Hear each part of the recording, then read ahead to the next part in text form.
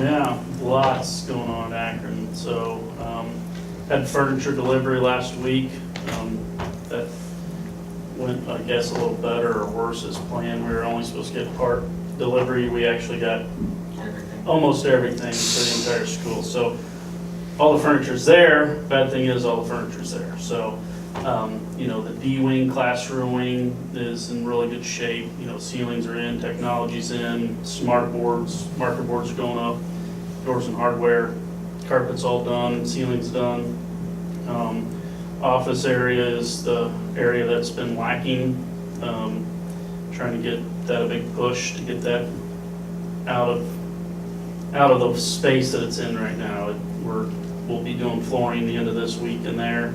Ceilings, the grid's hung, so we're waiting to drop some pads, start lighting in there.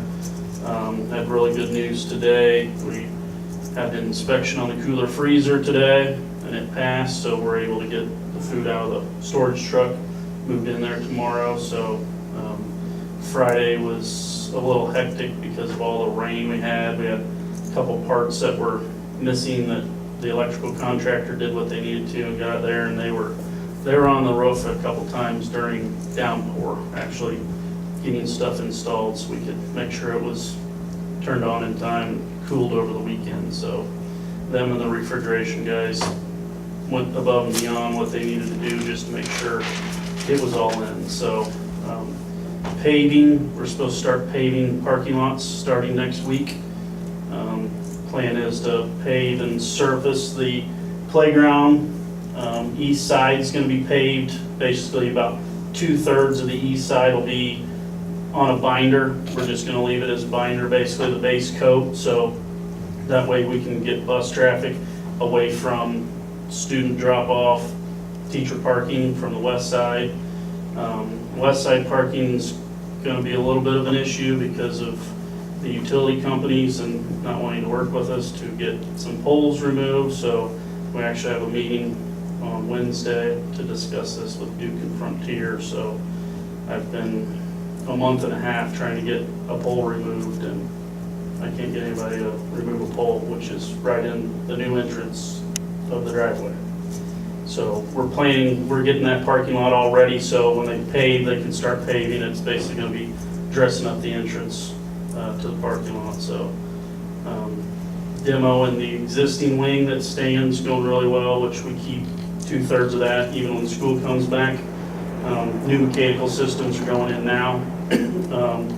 The portion that's going to be used by the school when they come back has all brand new windows in it. All the windows are done throughout the building, so they'll have to work with a little bit of not having some carpet. There's going to be some window sills not in, but it's going to help speed up the process in the last part of the project to go ahead and get in there and just do the finishes, basically. I have to worry about doing windows in middle of fall, winter time frame. So kitchen equipment's all set. They're plumbing that, doing the electrical to that. That's a wear wash right there. So wash stations, all the stainless pieces are in, and they've been plumbing those as we speak. So the new piece of the reception desk, which is in that area, it actually came in today. We weren't expecting it until next week, but it's a piece of pipe lumber donated, a lot of the wood that it goes on. So really neat piece. It's going in today. I'm the only one still here. The Akron sign, the old from 1912, they're in its place, displayed now in the display cases. So they look really old, which we're supposed to, but that's the piece that was the old high school right above the main entrance there. I don't know if they put there's a picture of the 1912, that looks really neat in the display case. It's right next to this one, isn't it? Yeah, we actually have it fastened on some steel plates, so because it's a diamond, it was in the ground, so the way it almost looks like it's suspended in the air in there, so it's a really neat piece in there.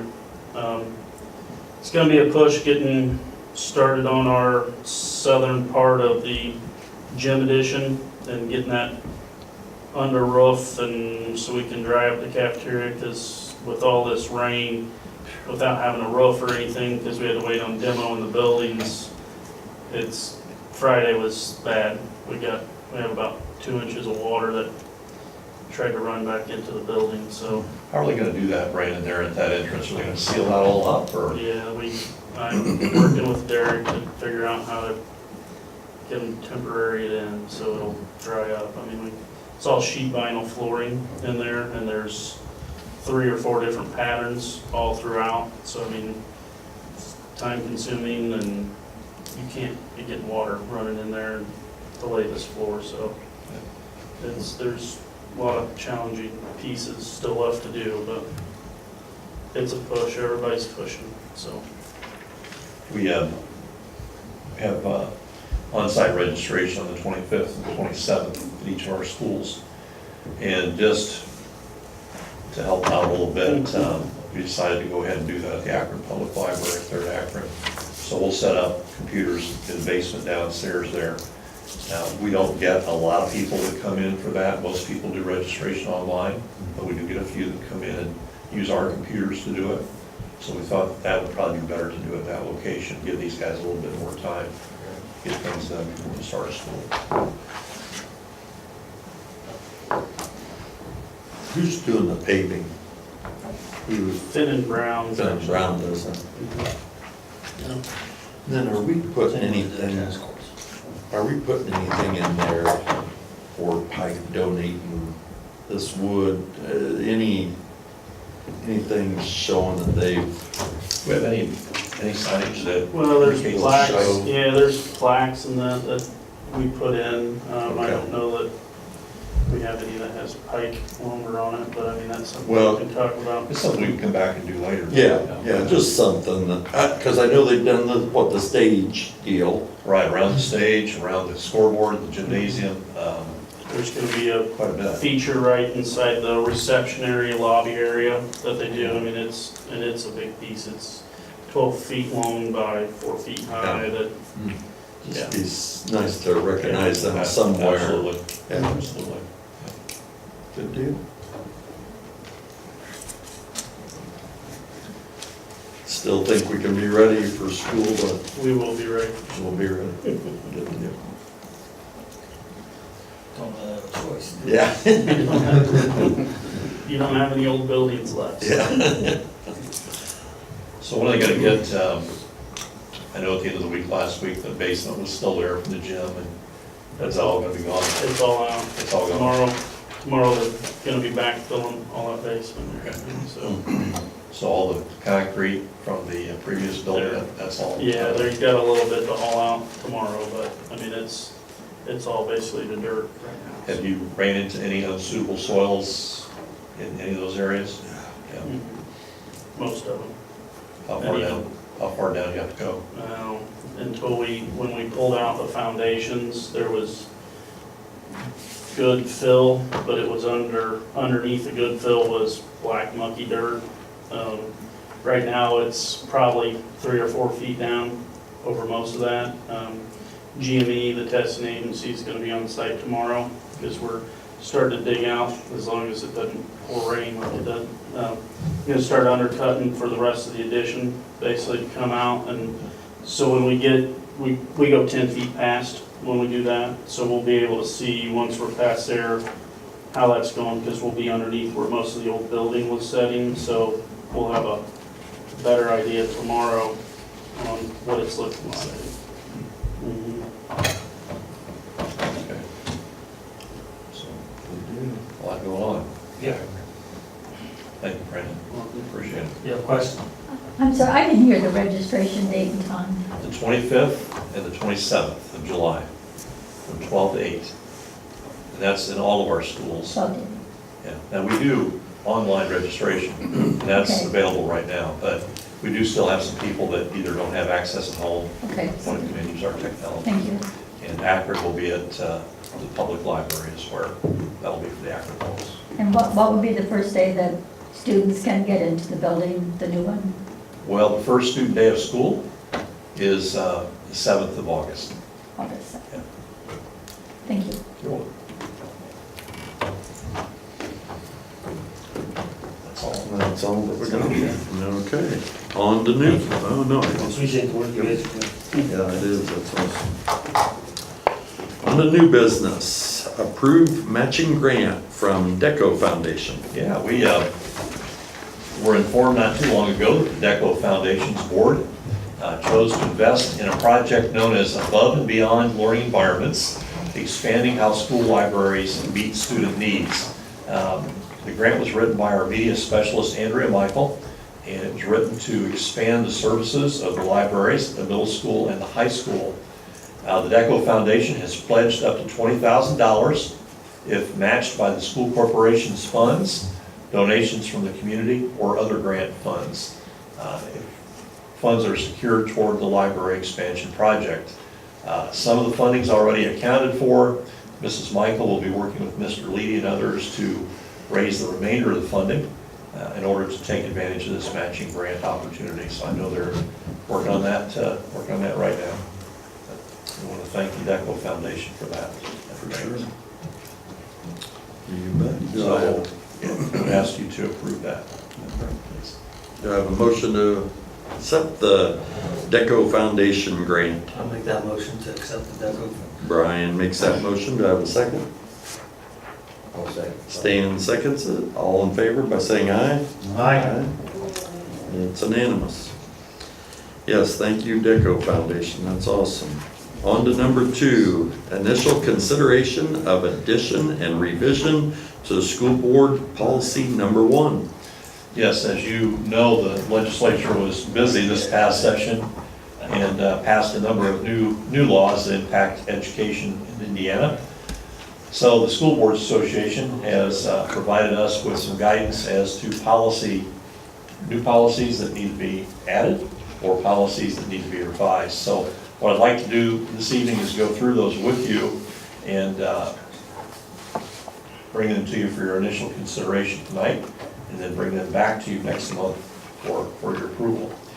The first one that we'll look at is it's in relation to the teacher appreciation grants, and it's actually will be in addition to school board policy. This is as recommended by the School Boards Association. And this policy is made necessary by the legislation that took place in 2017 in the General Assembly. Now, the teacher appreciation grants are actually the same thing as the teacher performance grants that we dealt with last year. And the requirements are the same with 2 exceptions. First of all, the school corporation is required to give a different amount to its highly effective teachers and effective teachers, so we have to differentiate between the 2. The legislation says that it must be at least 25% more given to the highly effective teachers than to the effective teachers. Now, in the past, the local board here has chosen to use a 30% difference, so that was what I included in our policy. Also, the school board must annually adopt a policy on the amount of this differentiation in stipends between the 2. So it's something that we have to go back and look at each year. So what I have done is I have provided you with teacher appreciation grant policy, again as recommended by the School Boards Association with the 30% amount in there. And so you have that there this evening. Any questions about that one? We usually don't see those monies until, what, February, March? December. Okay, so it's usually second semester before we see those. Another change in the law is going to result in some significant revisions to our criminal history check policy. And the new legislation has expanded the law on criminal history checks and expanded what they call expanded child protection index checks. You will find the new board policy or the revised board policy, and what I have done is I have taken our current language, the current policy, there we go, and anything that is in red print is new. Anything that has a line through it is a deletion from the previous policy. But you can see it, in addition to the expanded criminal history check now, there is an expanded child protection index check that is also required of our new employees. Let's see here. Yeah, the second paragraph is a major change. They now are requiring that the expanded criminal history check be done on each employee once every 5 years.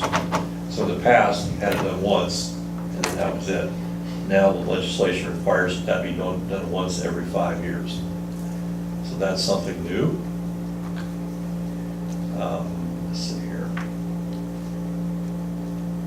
You can see it says there that the school corporation is prohibited from hiring an individual who has been convicted of an offense which requires a revocation of a license under state law unless the conviction has been reversed, vacated, or set aside on appeal.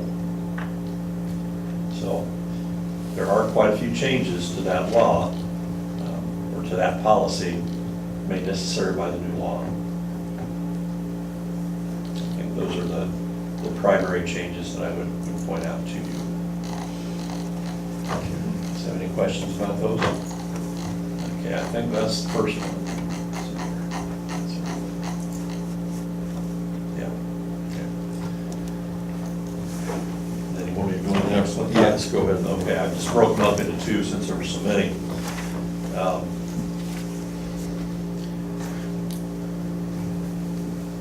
One of the revisions that we're going to have to make to policy is to our non-resident student transfer policy.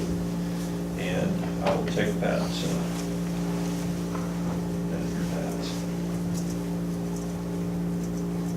Yes.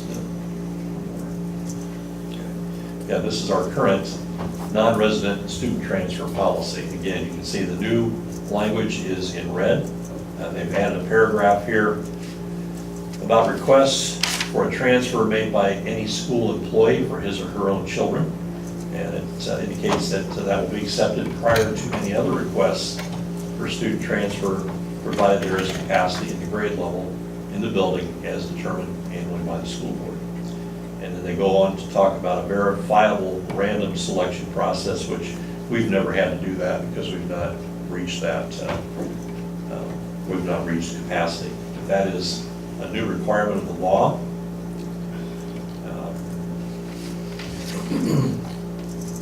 There is also a fifth statement added here under where it says the building principal and superintendent may deny a transfer based on a request based on one or more of the following criteria. They've added a fifth criteria to that, which is the student has a history of unexcused absences, and based on the location of the student's residence, attendance of the student would be a problem if enrolled in the school corporation. Occasionally, if you have somebody that's coming as a non-resident, they live 30 or 40 miles away, unless those parents are real faithful, you're going to have pretty poor attendance sometimes. So that allows schools to deny a request based on just on distance.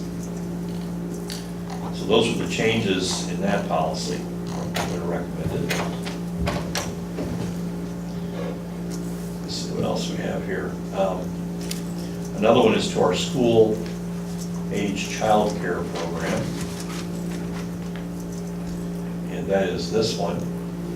And about the only change there is this policy before was for students in grades K through 6.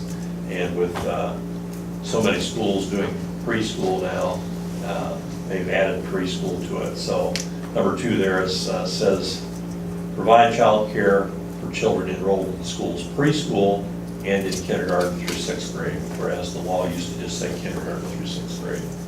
So they've made that change. It refers to a latchkey program. Basically, that's an after-school program, which we have after-school programs in both our elementary schools. We have one here at Mentone. The after-school program at Akron is provided through the Church of God in Dinnertown. That would be primary change there. And then the last one is, I think, probably the biggest change. And this is a new policy on reporting child abuse and neglect. And the way it reads now, the new policy, is that any school employee who has a reason to believe that a child is a victim of child abuse or neglect shall immediately make an oral or written report to the Department of Children's Services or to local law enforcement. After the report's been made to the school employee, shall notify the school building principal. Okay, now, after the report's been made, the school employee shall notify the school building principal a report of suspected child abuse has been made to the Department of Children's Services or local law enforcement.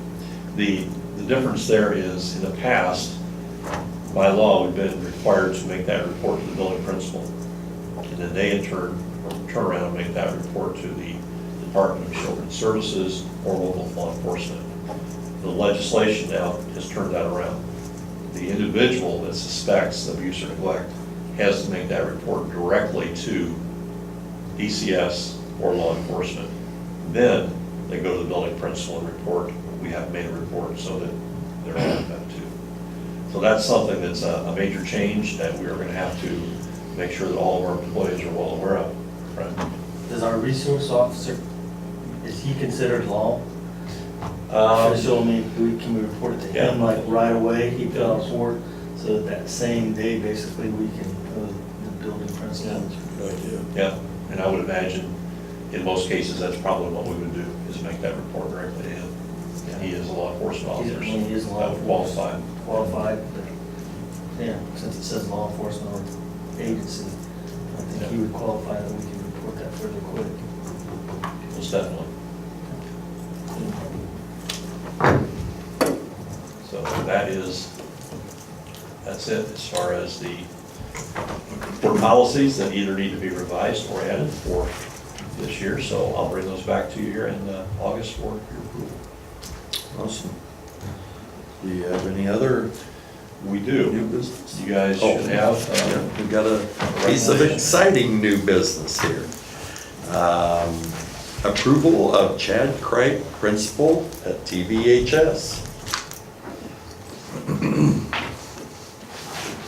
Do I have a motion to accept Chad as our new principal? I'll make that motion.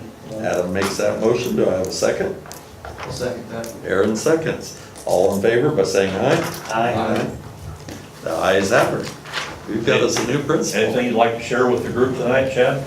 Just, it's an honor to be even considered. Really looking forward, super excited. It's nice to meet all of you. Look forward to building relationships and just becoming a member of the family here, and just can't wait to get started. Thank you very, very, very much for the opportunity, and ready to go to work. Welcome aboard. Yeah, welcome aboard. Mrs. Anders and Leah, I think that Aaron probably has a press release that he'll give to you that has some Wonderful, thank information you. for you too, so. That's ready. Okay. Well, good. If there's nothing else, we are adjourned here this evening. Thank you for coming.